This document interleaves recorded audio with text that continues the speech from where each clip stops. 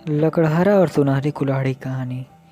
एक समय की बात है, जंगल के पास एक लकड़हारा रहता था।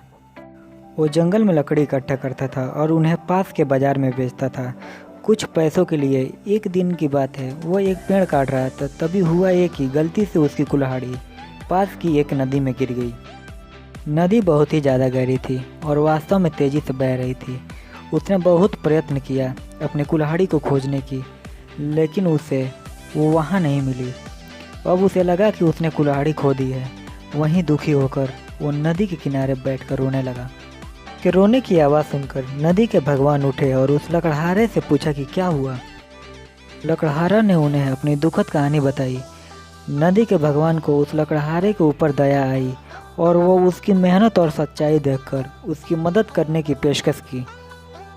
वो नदी में गायब हो गए और एक सुनहरी कुल्हाड़ी वापस लाया, लेकिन लकड़हारे ने कहा कि ये उसका नहीं है।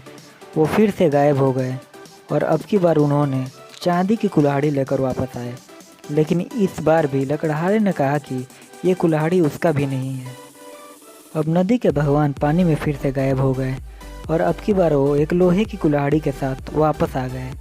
लकड़ी का कुल्हाड़ी देखकर लकड़हारा मुस्कुराया और कहा कि ये उसकी कुल्हाड़ी है। नदी के भगवान ने लकड़हारे की ईमानदारी से प्रभावित होकर उसे सोने और चांदी की दोनों कुल्हाड़ियाँ से भेंट किया। सीख। इस कहानी से हमें यह सीख मिलती है कि ईमानदारी सर्वोत्तम नीति है। अगर इस कहानी से आपको सीख मिली हो तो वीडियो को लाइक करके चैनल को सब्सक्राइब कर लीजिए और एक प्यारा सा कमेंट करिए।